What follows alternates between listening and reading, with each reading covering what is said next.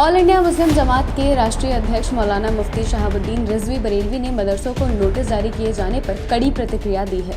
उन्होंने कहा कि पहले मदरसों को सर्वे के नाम पर, फिर विदेशी फंडिंग के नाम पर डराया गया और अब नोटिस देकर हड़काया जा रहा है। उन्होंने कहा कि संविधान ने अल्पसंख्यकों को शिक्षक संस्थान खोलने और संचालित करने की पूरी इजाजत दी है। इसी वजह से पूरे भारत में मदरसे, स्कूल व कॉलेज चल रहे हैं।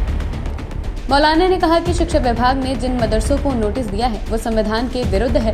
इसको उच्चतम न्यायालय में चैलेंज किया जाएगा।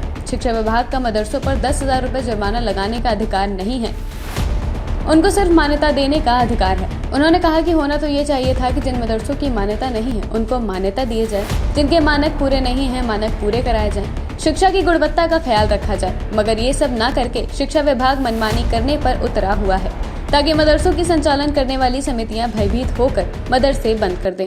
बिस्मिल्लाहिर्रहमानिर्रहीम।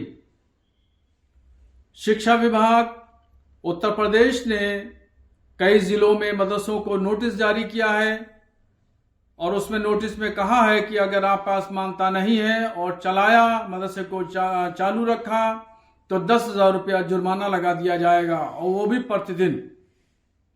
ये सीधे सीधे तौर पर मदरसे को बंद करने का एक प्लान है। पहले सर्वे के नाम पर, उसके बाद टेरर फंडिंग के नाम पर डराया धमकाया गया और अब सीधे सीधे तौर पर नोटिस भेज करके मदरसे के मोहतमिम और मौलाना लोगों को धमकी दी जा रही है। हम इस नोटिस के खिलाफ कोर्ट में जाएंगे और आला कोर्ट में इस नोटिस के खिलाफ इसको हम चैलेंज करेंगे।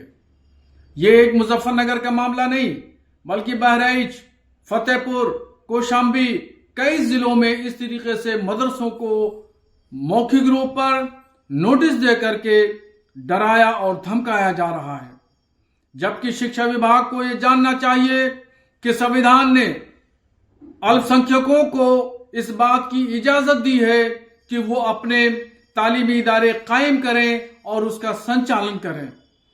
और एक तरफ ये कहा जाता है कि अल्पसंख्यकों में पढ़े लिखे लोग नहीं हैं और ये शिक्षा की तरफ ध्यान नहीं देते, और जब शिक्षा की तरफ ध्यान दिया जाता है और पढ़ाया लिखाना जाता है, पढ़ाने लिखाने की बातचीत होती है, काम किया जाता है, तो दूसरी तरफ हुकूमत की तरफ से रोकने की कोशिश की जाती है और भयभीत किया जाता है। और ये जो मामला है वो इसी तरीके से है। ये मामला बहुत संगीन है और इसको मुस्लिम समाज बहुत दिनों तक बर्दाश्त नहीं कर सकता है। मौलाना ने कहा कि शिक्षा विभाग ने मुजफ्फरनगर, बहराइच, फतेहपुर, कौशाम्बी आदि जनपदों में नोटिस भेजकर और मौखिक तौर पर मदरसे से जुड़े लोगों को धमकी दी है कि 10,000 रुपए जुर्माना भरो, नहीं तो मदरसा बंद कर दिया जाएगा। शिक्षा विभाग का यह तानाशाही रवैया बहुत दिनों तक बर्दाश्त नहीं किया जा सकता। जानिए क्या है मामला।